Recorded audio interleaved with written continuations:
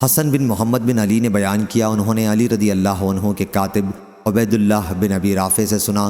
وہ بیان کرتے تھے کہ میں نے علی رضی اللہ عنہ سے سنا، انہوں نے کہا کہ رسول اللہ صلی اللہ علیہ وسلم نے مجھے حضرت زبیر اور مقداد رضی اللہ عنہ کو روانہ کیا، اور جب مقام خاخ کے باغ پر پہنچ جاؤ گے جو مکے اور مدینے کے درمیان تھا، تو وہاں تمہیں ہودج میں ایک عورت ملے گی، اس کے ساتھ ایک خط ہوگا، وہ خط تم اس سے لے لینا۔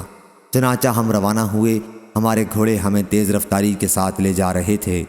آخر جب ہم اس باغ پر پہنچے تو واقعی وہاں ہم نے ہودج میں اس عورت کو پا لیا۔ ہم نے اس سے کہا کہ خط نکال، اس نے کہا میرے پاس کوئی خط نہیں ہے۔ ہم نے اس سے کہا کہ خط نکال دے ورنہ ہم تیرا سارا کپڑا اتار کر تلاشی لیں گے۔ آخر اس نے اپنی چوٹی سے خط نکالا، ہم لوگ وہ خط لے کر حضرت صلی اللہ علیہ وسلم کی خدمت میں حاضر ہوئے۔ اس خط میں لکھا ہوا تھا کہ حاطب بن ابی بلتع کی طرف سے مشرکین کے چند آدمیوں کی طرف جو مکے میں تھے۔ اس خط میں انہوں نے حضرت صلی اللہ علیہ وسلم کی تیاری کا ذکر لکھا تھا کہ حضرت صلی اللہ علیہ وسلم ایک بڑی فوج لے کر آتے ہیں، تم اپنا بچاؤ کر لو۔ حضور اکرم صلی اللہ علیہ وسلم نے دریافت فرمایا، حاطب یہ کیا ہے؟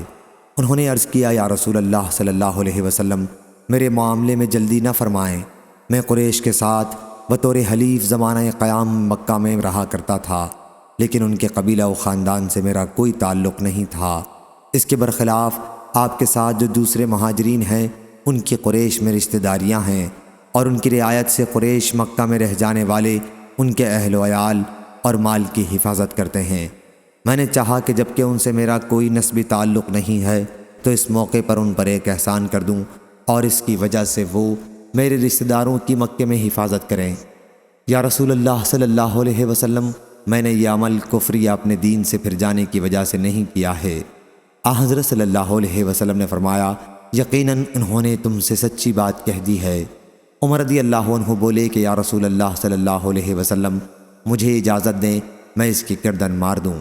آپ صلی اللہ علیہ وسلم نے فرمایا، یہ بدر کی جنگ میں ہمارے ساتھ موجود تھے، تمہیں کیا معلوم؟ اللہ تعالیٰ بدر والوں کے تمام حالات سے واقف تھا، اور اس کے باوجود ان کے متعلق فرما دیا کہ جو جی چاہے کرو، اور اس کے باوجود ان کے متعلق فرما دیا کہ جو جی چاہے کرو کہ میں نے تمہیں معاف کر دیا۔